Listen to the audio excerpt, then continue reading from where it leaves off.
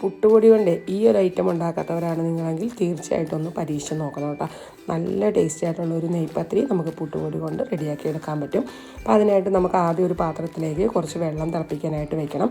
ഇനി നമുക്കൊരു പാത്രത്തിലേക്ക് പുട്ടുപൊടി എടുത്തതിന് ശേഷം അതിലേക്ക് കുറച്ച് എള്ള് ചേർത്ത് കൊടുക്കണം. ആവശ്യത്തിനുള്ള ഉപ്പ് ചേർത്ത് കൊടുക്കുക. പിന്നെ കുറച്ച് തേങ്ങ എടുത്ത് അതിലേക്ക് പെരിഞ്ചീരകവും കുറച്ച് ചുമന്നുള്ളി തൊടി കളഞ്ഞതും കൂടെ ചേർത്ത് ഒന്ന് മിക്സിയിലിട്ടൊന്ന് അടിച്ചെടുത്തതിന് ശേഷം ഒന്ന് ഒതുക്കിയെടുക്കണം. അതേ ഉള്ളൂ.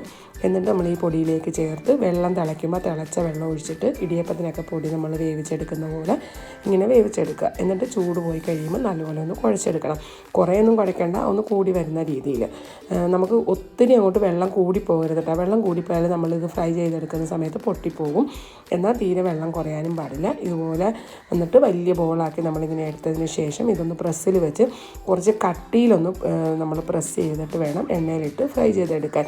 ഫ്രൈ ചെയ്യുന്ന സമയത്ത് നമ്മളിതിനെ പ്രത്യേകം ശ്രദ്ധിക്കേണ്ടത് എണ്ണ നല്ല ചൂടായിരിക്കണം. നല്ല ചൂട് എണ്ണയിലിട്ട് വേണം ഇത് ഫ്രൈ ചെയ്തെടുക്കാൻ. അപ്പോൾ നമ്മൾ എണ്ണയിലിട്ട് ഇട്ട് കഴിയുമ്പോൾ ഇതിങ്ങനെ മുകളിലേക്ക് വരുന്ന സമയത്ത് നമ്മൾ ആ എണ്ണ അതിൻ്റെ പുറത്തേക്കൊന്ന് തട്ടി കൊടുത്തു കഴിഞ്ഞാൽ നല്ല കൊമളച്ച് ബോൾ പോലെ നമുക്ക് കിട്ടും. അങ്ങനെ നല്ല ടേസ്റ്റി ആയിട്ടുള്ള നല്ല സോഫ്റ്റ് ആയിട്ടുള്ള നെയ്പത്തിരി റെഡിയാക്കി എടുക്കാൻ പറ്റും.